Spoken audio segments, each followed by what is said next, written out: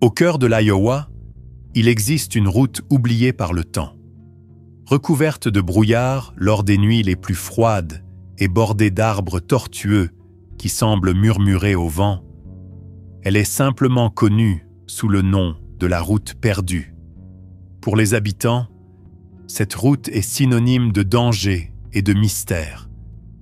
Ils racontent qu'à la tombée de la nuit, les phares des voitures clignotent sans raison et des sons inquiétants résonnent entre les arbres. La légende de la région parle d'une créature grotesque, aux corps humains et à la tête de cochon, qui rôde sur la route à la recherche de victimes. Les anciens jurent que l'histoire est vraie, une malédiction qui hante la ville depuis plus d'un siècle. Les récits sur l'homme cochon ont attiré des curieux, mais peu sont revenus. Ceux qui sont revenus n'étaient jamais les mêmes. Un après-midi nuageux, Jake, un journaliste fraîchement diplômé à la recherche d'histoires intrigantes, arriva dans cette petite ville. Il était déterminé à enquêter sur la légende et à prouver que, derrière le mythe, se cachait une explication logique. Cependant, Jake ignorait ce qui l'attendait. Avant de continuer, abonnez-vous à la chaîne pour suivre cette histoire terrifiante et découvrir de nombreuses autres légendes urbaines qui vous empêcheront de dormir. Jake commença son enquête dans le seul bar de la ville, un petit endroit aux meubles usés et imprégné d'une odeur constante de tabac. C'est là qu'il rencontra Roy, un homme d'âge moyen qui semblait porter le poids du monde sur ses épaules. Après quelques verres de bière et un peu de conversation, Roy finit par céder au charme interrogateur de Jake et raconta son histoire. « J'avais environ 15 ans quand j'ai vu l'homme cochon pour la première fois », commença Roy d'une voix basse et tremblante. « Je revenais d'une fête avec mes amis et nous avons décidé de couper par la route perdue. C'était un pari idiot. Nous rions et faisions du bruit jusqu'à ce que, soudainement, nous entendions quelque chose. Un bruit, comme un grognement, mais pas animal. C'était quelque chose entre un cochon et un humain. Je n'oublierai jamais ce son. » Roy s'arrêta, les yeux fixés sur la bouteille devant lui. Quand nous avons regardé derrière, nous avons vu quelque chose entre les arbres. C'était grand, marchait sur 2 jambes et avait une tête de cochon. Cette chose nous a fixés quelques secondes avant de foncer sur nous. Nous avons couru et n'y sommes jamais retournés. Jake remarqua que Roy évitait de croiser son regard et que sa respiration s'accélérait alors qu'il se remémorait l'événement. Jake comprit qu'il ne s'agissait pas d'une simple légende innocente. Quelque chose dans l'histoire de Roy semblait terriblement authentique. « Tu ne me crois pas, n'est-ce pas ?» demanda Roy, fixant Jake droit dans les yeux. Avant que Jake ne puisse répondre, Roy ajouta « Fais attention, gamin, cette route ne pardonne pas les curieux. » Jake n'était pas du genre à se laisser facilement intimider. Malgré le ton sombre des paroles de Roy, sa curiosité ne fit qu'augmenter. Il passa les jours suivants à interroger d'autres habitants, essayant de se faire une idée plus claire de l'homme cochon. Chaque témoignage semblait plus étrange que le précédent. Certains affirmaient que l'homme cochon était l'esprit d'un fermier maudit après un pacte démoniaque. D'autres juraient qu'il s'agissait d'une aberration génétique, fruit d'expériences secrètes menées dans la région des décennies plus tôt. Mais quelle que soit l'explication, tous s'accordaient sur un point. La cabane dans la forêt était au cœur du mystère. Déterminé à faire de cet endroit sa prochaine destination, Jake prépara son équipement et se rendit au point où la route principale disparaissait dans les arbres denses. Armé d'une lampe torche, d'une vieille carte et de son appareil photo, il fit ses premiers pas dans la forêt, ignorant que chaque pas le rapprochait d'une vérité troublante. Les premières heures de marche dans la forêt furent silencieuses, mais le sentiment d'être observé était constant. Jake ressentait des frissons à chaque rafale de vent qui agitait les feuilles. Il trouva des marques étranges sur les arbres, des incisions profondes formant des symboles inconnus. Dans une clairière, il rencontra un groupe d'adolescents, terrifiés et tremblants. « Vous êtes perdus ?» demanda-t-il. Ils le fixèrent avec des yeux écarquillés avant de s'enfuir sans dire un mot. Jake remarqua qu'un d'eux avait laissé tomber un collier avec un pendentif en croix, comme s'il tentait de repousser quelque chose de maléfique. Il décida de poursuivre son chemin, désormais convaincu que l'homme cochon était plus qu'une simple légende pour les habitants. C'était un cauchemar vivant qu'il craignait même de mentionner. Après des heures de marche, Jake aperçut enfin la cabane. Petite et construite en bois vieilli, elle semblait prête à s'effondrer. Cependant, quelque chose était étrange. La porte était entr'ouverte, comme si quelqu'un ou quelque chose l'utilisait encore. À l'intérieur, Jake trouva les restes d'une vie interrompue, des meubles détruits, des assiettes brisées et une odeur de pourriture imprégnant l'air. Sur une table, il découvrit des coupures de journaux anciens mentionnant des disparitions mystérieuses dans la région, ainsi qu'un carnet rempli de notes incomplètes. Une phrase était griffonnée sur plusieurs pages. « Il observe toujours ». Avant que Jake ne puisse comprendre ce qu'il voyait, il entendit un bruit venant de l'extérieur. Quelque chose de lourd se déplaçait parmi les arbres. Il éteignit sa lampe torche et retint son souffle. Ce qui se trouvait dehors se rapprochait. Jake revint sur la route principale au lever du jour, encore bouleversé par ce qu'il avait entendu dans la forêt. Avant de partir, il examina de plus près la zone et remarqua des traces qu'il n'avait pas vues la nuit précédente. L'asphalte était marqué de profondes griffures, comme si quelque chose de lourd et tranchant était récemment passé par là. De plus, il trouva des empreintes qui ne semblaient ni humaines ni animales. Elles étaient grandes, rappelant des sabots, mais leur disposition laissait penser que leur propriétaire marchait debout. Jake photographia tout et nota les coordonnées sur sa carte. Bien que les preuves renforçassent le mystère, Jake commençait à se demander s'il était prudent de continuer. Chaque indice semblait l'entraîner plus profondément dans l'inconnu. Mais en regardant à nouveau les marques sur l'asphalte, un sentiment l'envahit. Cette histoire n'était pas qu'une légende, et la route semblait l'appeler à revenir. De retour en ville, Jake décida d'enquêter sur les disparitions mentionnées dans les coupures de journaux qu'il avait trouvées dans la cabane. Après des heures de recherche dans les archives publiques de la ville, il trouva un nom qui revenait sans cesse, Abigail Miller.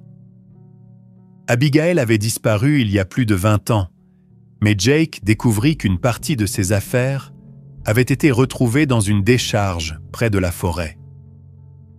Parmi elles se trouvait un journal intime. Jake réussit à contacter le shérif à la retraite qui avait travaillé sur l'affaire, et celui-ci lui permit d'examiner l'objet. Le journal était rempli de récits d'Abigail sur des bruits étranges qu'elle entendait les nuits précédant sa disparition. Des grognements, des branches qui craquaient et même des pas autour de sa maison. À la dernière page, elle avait écrit « La forêt est vivante. Il arrive. » Jake sentit un frisson lui parcourir le dos en lisant ces mots, qui semblaient faire écho aux phrases griffonnées dans le carnet trouvé dans la cabane. Il comprit que ce journal n'était pas seulement un témoignage de peur, mais un avertissement. Jake retrouva un autre témoin mentionné dans les journaux, Evelyn Harper, une femme âgée vivant isolée sur sa ferme. Evelyn était l'une des rares survivantes à affirmer avoir vu l'homme-cochon de près. La maison d'Evelyn était entourée de croix en bois et de bouteilles suspendues à des cordes, comme des talismans de protection. Lorsque Jake s'approcha, elle hésita à parler, mais finit par accepter de partager son histoire. « J'étais juste une gamine », commença Evelyn, sa voix tremblante d'émotion. « J'aidais mon père à ramasser du bois dans la forêt quand on l'a vu. Ça. C'était un homme, mais ça ne l'était pas. Sa tête était celle d'un énorme cochon, et il tenait quelque chose. Ça ressemblait à une arme, mais faite d'os. » Evelyn s'arrêta et saisit le bras de Jake. « Il nous a vus. Mon père m'a dit de courir, et j'ai couru. Tout ce que j'ai entendu, ce sont ses cris, et je ne l'ai jamais revu. » Jake resta silencieux, absorbant chaque mot. Evelyn se pencha vers lui et murmura « Tu devrais partir, mon garçon. Il n'aime pas qu'on le dérange. » De retour dans la forêt, Jake décida de passer la nuit près de la cabane, espérant capter un signe de l'homme-cochon. Il installa un petit campement à environ 500 mètres, avec une caméra pointée vers l'entrée de la cabane et un enregistreur prêt à capturer tout son. La nuit tomba, silencieuse, à l'exception des ululements lointains des hiboux et du vent qui faisaient bruire les arbres. Vers minuit, un son effrayant déchira le silence. C'était un cri, mais pas d'un animal ordinaire. Quelque chose de guttural, chargé de souffrance, semblait résonner à travers la forêt. Jake se figea, ses instincts lui ordonnant de fuir, mais sa curiosité le maintenait sur place. Le cri se répéta, cette fois plus proche. Il alluma sa lampe torche et la dirigea vers la source du bruit, mais il ne vit rien. Cependant, les branches bougeaient, comme si quelque chose s'approchait. Soudain, l'enregistreur capta un son plus bas, presque un murmure. Lorsque Jake le rejoint, il entendit une voix rauque qui disait « Tu n'aurais pas dû venir ». Au matin, encore secoué par les événements de la nuit précédente, Jake relut ses notes et tenta de rassembler les informations qu'il avait collectées jusqu'à présent. Il remarqua quelque chose de troublant. Toutes les disparitions enregistrées au fil des années avaient eu lieu à une période spécifique, à la fin de l'automne. Il y avait une autre similitude. Toutes les victimes semblaient être seules dans la forêt lorsqu'elles avaient disparu. Cela renforçait l'idée que la créature chassait uniquement les individus solitaires, peut-être parce qu'ils étaient des proies plus faciles, ou, comme certains habitants le suggéraient, pour une raison rituelle. Jake commença à se demander s'il ne prenait pas trop de risques. Chaque indice semblait le conduire à une couche encore plus sombre du mystère. Pourtant, il savait qu'il était proche de quelque chose d'important, et faire demi-tour n'était plus une option. Déterminé à aller encore plus loin, Jake retourna dans la forêt le lendemain, suivant la direction du son qu'il avait entendu la nuit précédente. Il tomba sur quelque chose qui le figea sur place, un sentier d'os dispersé sur le sol, menant directement à la cabane. Les os variaient en taille et en forme, mais beaucoup semblaient humains. Certains portaient des marques profondes, comme s'ils avaient été aiguisés pour servir d'outils ou d'armes. Jake sentit un nœud dans son estomac en réalisant que la créature n'était pas seulement une menace, elle était un prédateur méthodique. Plus loin, il trouva un petit tas d'os organisés en cercle, avec un symbole étrange dessiné au centre, apparemment avec du sang séché. Il documenta tout avec sa caméra, mais chaque clic semblait attirer quelque chose de plus près. Un bruissement entre les arbres lui fit comprendre qu'il n'était plus seul. Jake se tourna lentement, sa lampe torche tremblant dans sa main. « Qui est là ?» demanda-t-il. mais la seule réponse fut le souffle lourd de quelque chose dans l'obscurité. Jake décida de retourner à son campement, mais la forêt semblait différente. Les arbres paraissaient plus denses, leurs branches se tordant comme pour lui bloquer le passage, et le silence devenait oppressant. À chaque pas, il avait la sensation d'être observé par des yeux invisibles. Lorsqu'il atteignit finalement son campement, il trouva quelque chose qui n'était pas là auparavant. Un arbre voisin portait une inscription gravée dans son écorce. « Pars tant que tu le peux ». Ce qui le troubla encore plus, c'est que la gravure semblait récente, des morceaux d'écorce fraîche jonchant le sol. Alors qu'il examinait cette inscription, un bruit perçant déchira l'air. C'était un grognement profond, suivi d'un appel guttural et menaçant. Cela ressemblait à un mélange entre un cri humain et un rugissement animal, résonnant à travers les arbres. Jake sentit son cœur s'emballer et pointa sa lampe torche dans la direction du bruit, mais la lumière ne révéla rien. Il savait que l'homme cochon était proche, et sa curiosité commençait à être supplantée par une peur viscérale. Il éteignit sa lampe, espérant que l'obscurité le rendrait moins visible, et se prépara au pire. Le lendemain matin, déterminé à obtenir des preuves plus concrètes, Jake élabora un plan audacieux. Il installerait un piège pour attirer l'homme cochon. Il dispersa de la viande crue dans une clairière près de la cabane et plaça des caméras autour de la zone, toutes équipées de capteurs de mouvement. La nuit tombée, Jake ressentit toute la lourdeur de sa décision. À distance prudente, il observe la clairière avec des jumelles et sa caméra, prêt à enregistrer tout ce qui se passerait. Le silence était total, seulement troublé par le craquement occasionnel des branches lointaines. Vers minuit, une des caméras détecta un mouvement. Sur son écran portable, Jake vit une silhouette entrer dans la clairière. C'était énorme, marchant sur deux jambes, avec une tête de cochon grotesque. Les images tremblaient, tandis que la créature inspectait la viande. Mais soudain, elle s'arrêta et fixa directement la caméra. Jake sentit un frisson glacé lorsqu'il vit la créature sortir rapidement du champ de vision des caméras. Quelques instants plus tard, il entendit des pas lourds se diriger vers lui. Il comprit qu'au lieu d'attirer la créature, il était devenu la proie. Jake eut à peine le temps de réagir avant que quelque chose ne surgisse des arbres en sa direction. Il se cacha derrière un tronc épais, mais il aperçut une silhouette massive bouger parmi les ombres. Elle était encore plus terrifiante qu'il ne l'avait imaginé. Le corps de la créature était musclé et déformé, couvert de cicatrices et de marques profondes, comme si elle avait enduré des tortures ou des expériences. Mais sa tête était la partie la plus effrayante. Un crâne de cochon grotesque, avec de petits yeux brillants qui exhalaient une colère intense. La créature grogna et commença à renifler l'air, comme si elle essayait de localiser Jake.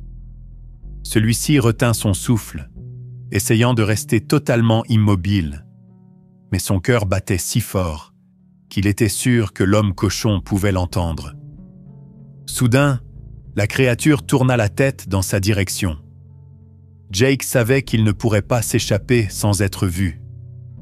Rassemblant son courage, il saisit son appareil photo et appuya sur le déclencheur pour capturer l'instant.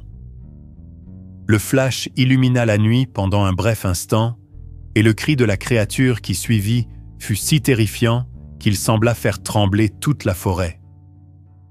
Après avoir échappé de justesse à l'homme cochon, Jake passa la nuit dans une vieille grange abandonnée qu'il trouva sur le chemin du retour. Tremblant de peur et d'épuisement, il vérifia les images sur son appareil. Bien que floues, les photos montraient clairement la créature, prouvant qu'il ne s'agissait pas d'un simple mythe. Le lendemain matin, il décida d'approfondir ses recherches sur l'origine de la cabane. Dans les archives anciennes de la ville, Jake découvrit quelque chose de troublant. Des décennies auparavant, la région avait été utilisée pour des expériences secrètes, menées par un scientifique nommé Dr. Victor Holloway. Selon les archives, Holloway croyait qu'il pouvait combiner des traits humains et animaux pour créer une évolution supérieure. Les documents étaient incomplets, mais ils mentionnaient que Holloway avait mystérieusement disparu après une révolte sur sa ferme expérimentale. Curieusement, l'emplacement de cette ferme correspondait à celui où se trouvait aujourd'hui la cabane. Jake commença à faire des liens. L'homme cochon pourrait-il être le résultat d'une expérience ratée? L'histoire semblait se révéler, mais elle devenait aussi de plus en plus dangereuse. Jake savait que, pour obtenir des réponses définitives, il devait retourner à la cabane. Lors de ses interviews, Jake avait entendu parler d'un ancien culte qui aurait existé dans la région. Il se faisait appeler les gardiens de la récolte et pratiquait des rituels étranges, impliquant des sacrifices pour une entité qu'il croyait habitait la forêt. Un des symboles décrits par un habitant âgé correspondait exactement au dessin que Jake avait trouvé parmi les os près de la cabane. Il commença à suspecter que l'homme cochon n'était pas seulement un accident scientifique, mais faisait partie de quelque chose de bien plus sombre. Dans ses recherches, Jake trouva un vieil article mentionnant le principal rituel du culte. Une offrande faite à la fin de l'automne, accompagnée de cris résonnant dans la forêt. La description des grognements correspondait au son qu'il avait entendu la nuit précédente. Jake comprenait désormais que l'homme cochon n'était pas simplement une légende ou une aberration isolée. Il faisait partie d'un ensemble plus vaste, un mystère qui s'étendait sur des générations et était encore alimenté par des forces inconnues. Convaincu qu'il devait découvrir toute la vérité, Jake retourna dans la forêt au crépuscule, décidé à explorer plus en profondeur la zone autour de la cabane. Il suivit les traces et les symboles gravés sur les arbres, mais il ne tarda pas à réaliser qu'il était suivi. Au début, les bruits étaient subtils, des feuilles froissées, des branches qui craquaient au loin. Mais au fur et à mesure qu'il avançait, les sons devinrent plus forts et plus proches. Jake regarda plusieurs fois derrière lui, mais il ne vit rien. Le sentiment d'être chassé était indéniable. Lorsque le soleil disparut complètement, Jake alluma sa lampe torche, mais cela ne fit qu'empirer les choses. Soudain, il aperçut un mouvement rapide entre les arbres, suivi d'un grognement profond et menaçant. La créature était proche, et Jake savait que sa seule option était de fuir. Il se mit à courir le long du sentier, mais l'obscurité semblait tout avaler autour de lui. Il trébucha sur une racine et tomba au sol, mais avant qu'il ne puisse se relever, il entendit les pas lourds de l'homme cochon se rapprocher. C'était une course pour sa vie, et Jake perdait rapidement du terrain. Jake échappa de justesse en trouvant refuge dans une grotte voisine, dont l'entrée était dissimulée par des buissons épais. Essoufflé et couvert de boue, il révisa ses enregistrements pour essayer de comprendre ce qu'il affrontait. À sa grande surprise, l'audio capturé pendant la poursuite contenait plus que des grognements et des pas. Une voix rauque et distordue chuchotait à plusieurs reprises « Pars, cet endroit est à moi ». C'était comme si l'homme cochon n'était pas seulement un animal ou une aberration, mais quelque chose de conscient et de territorial. Jake réalisa que les preuves qu'il avait accumulées suffisaient à confirmer que la légende était réelle. Les photos, les enregistrements et les témoignages s'unissaient pour former un tableau terriblement clair. Pourtant, il savait que, pour comprendre pleinement l'origine de la créature, il devait retourner à la cabane et creuser encore plus profondément. Les mains tremblantes, il prépara sa caméra et se mit en route une fois de plus, ignorant la peur croissante en lui. Jake ne pouvait plus reculer, pas maintenant que la vérité était si proche. Jake arriva à la cabane à l'aube, profitant de la lumière du jour pour examiner l'intérieur plus attentivement. Cette fois, il trouva quelque chose qu'il n'avait pas remarqué auparavant. Une trappe cachée sous un tapis sale, menant à un sous-sol. Descendant avec précaution, il se retrouva dans un espace oppressant et sombre. Le sous-sol était rempli d'instruments médicaux anciens, de papier moisi et de cages rouillées.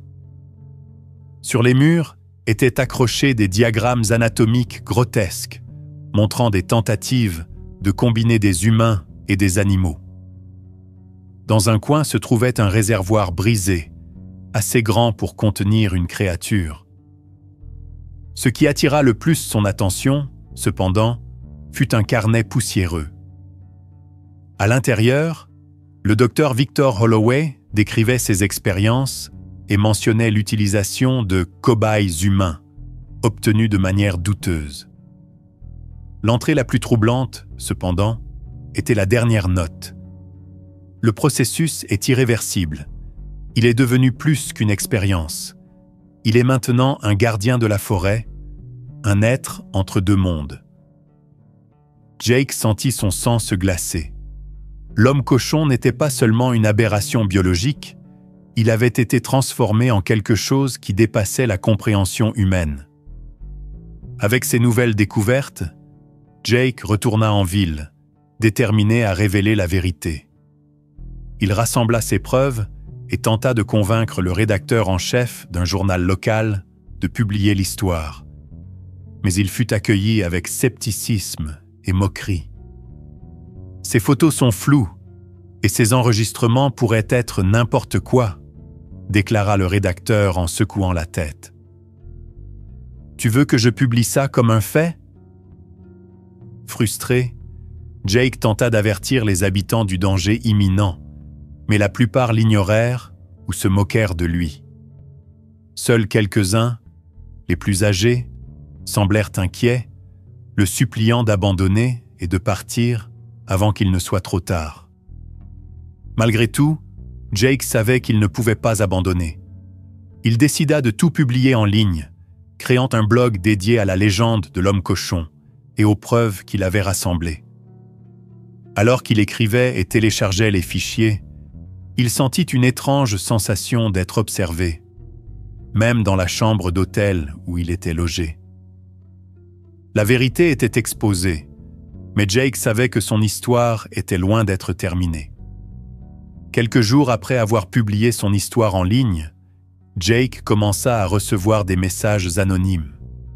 Certains étaient des insultes, l'accusant d'être un menteur, mais d'autres étaient beaucoup plus inquiétants. L'un d'eux disait « Tu n'aurais pas dû t'impliquer ». Cette nuit-là, alors qu'il révisait ses photos et enregistrements, Jake entendit un bruit étrange devant sa fenêtre. En regardant à travers le rideau, il ne vit que la rue déserte, mais il ne pouvait se débarrasser de l'impression que quelque chose l'observait dans l'ombre. Il tenta d'ignorer cela et se remit au travail, mais le bruit de pas lourds sur le trottoir en bas le fit frissonner.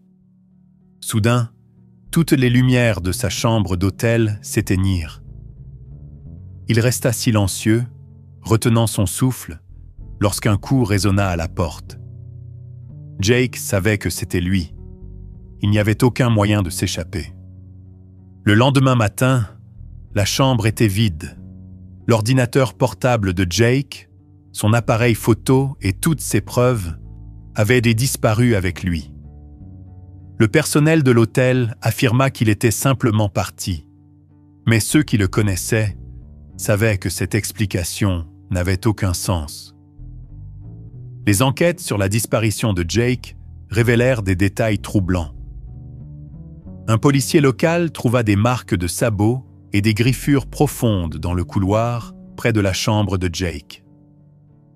L'affaire fut rapidement classée comme une disparition volontaire, mais des rumeurs commencèrent à circuler parmi les habitants.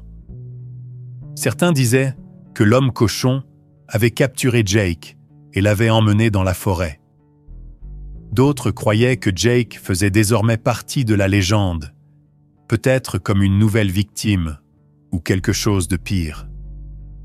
Ce qui était le plus inquiétant, cependant, était que le blog créé par Jake avait mystérieusement disparu quelques jours après sa disparition, comme si quelqu'un ou quelque chose ne voulait pas que l'histoire soit connue. Malgré l'absence de Jake, les activités étranges dans la forêt continuèrent. Les grognements, les lumières vacillantes et les disparitions occasionnelles ne cessèrent jamais.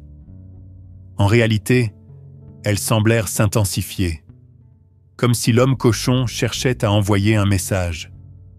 Des années plus tard, un groupe d'explorateurs décida d'entrer dans la forêt pour rechercher des preuves de l'existence de l'homme cochon et découvrir ce qui était arrivé à Jake. Armés de caméras et de drones, ils suivirent la route perdue jusqu'à la cabane. En explorant les lieux, ils découvrirent les restes des notes de Jake, cachées sous le plancher de la cabane. Ces notes décrivaient sa rencontre avec la créature et ce qu'ils croyaient être son origine. Cependant, avant qu'ils ne puissent approfondir leurs recherches, ils entendirent des pas lourds autour de la cabane. La créature émergea des ombres, aussi grotesque et imposante que Jake l'avait décrite. Le groupe tenta de fuir, mais la force et la vitesse de l'homme cochon étaient inhumaines. Seul un des explorateurs réussit à s'échapper, blessé mais vivant, avec une histoire terrifiante à raconter. Le survivant raconta que, lorsqu'il avait été confronté à l'homme cochon, il avait senti une intelligence terrifiante derrière ses yeux animaux. Il affirma que la créature n'attaquait pas sans distinction, mais semblait choisir ses victimes avec soin. Il m'a regardé comme s'il prenait une décision, expliqua l'explorateur lors d'une interview. Puis il s'est retourné et a disparu dans l'obscurité, comme si je n'étais pas important pour lui. Cette histoire alimenta de nouvelles théories. L'homme cochon serait-il un gardien de la forêt, éliminant uniquement ceux qui représentaient une menace, ou suivait-il une logique qui dépassait la compréhension humaine? Aujourd'hui, la légende de l'homme cochon continue de hanter la petite ville de l'Iowa. La route perdue reste évitée par les habitants et la cabane demeure intacte, comme un monument sinistre à l'inconnu. Des témoignages de grognements, de lumières vacillantes et de traces de sabots continuent d'émerger, mais personne n'ose approfondir l'enquête. L'histoire de Jake est devenue une partie de la légende, un avertissement pour les curieux qui cherchent des réponses là où ils ne devraient pas. Après tout, l'homme cochon n'est pas seulement une légende destinée à effrayer. Il est un rappel vivant que certains mystères ne doivent jamais être résolus.